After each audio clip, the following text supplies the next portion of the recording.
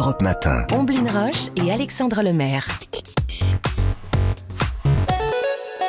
L'innovation avec Anissé Mbida. Bonjour Anissé. Bonjour Omblin, bonjour Alexandre. Bonjour Anissé. Bonjour à tous. Et alors votre innovation du jour, c'est une prothèse auditive. La prothèse auditive du futur, elle pourrait ne plus se porter dans l'oreille, mais dans la bouche. Oui, c'est vrai que ça paraît curieux, mais vous allez voir, c'est une super idée. Vous avez peut-être déjà entendu parler des casques à conduction osseuse.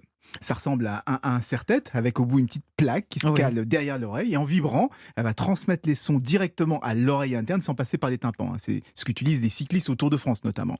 Et bien demain, les prothèses auditives pourraient fonctionner sur le même principe, sauf qu'on les mettrait dans un implant dentaire qui va vibrer, transmettre le son par la mâchoire. Vous voyez, c'est assez simple comme système. Et l'avantage, c'est que c'est totalement invisible, ce qui est très important parce qu'on le rappelle, en France, 1 adulte sur 4 souffre d'une forme ou d'une autre de déficience auditive.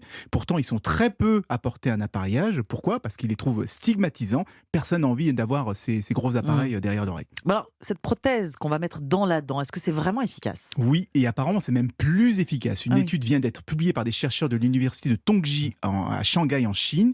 Ils ont comparé la qualité de la transmission par les dents à celle d'un appareil qu'on aurait placé derrière l'oreille. Et le résultat, c'est que l'implant dentaire est plus fiable sur toute une plage de fréquences. Ah oui. Oui. Et bizarrement, ce sont les dents de devant et pas celles du fond qui transmettent le mieux les sons. Ça serait une histoire de densité osseuse et de rigidité de la dent. Donc il y a un vrai enjeu de miniaturisation si on veut une prothèse qui soit à la fois discrète et efficace. Alors, est-ce qu'on est encore au stade de l'idée ou est-ce qu'elles existent déjà, ces prothèses ? Alors elles existent déjà, il y a même des prototypes, ils ont été développés par les chercheurs justement pour faire leurs tests comparatifs sur de vraies personnes qui souffrent de problèmes auditifs. Donc on est vraiment plus très loin de la commercialisation.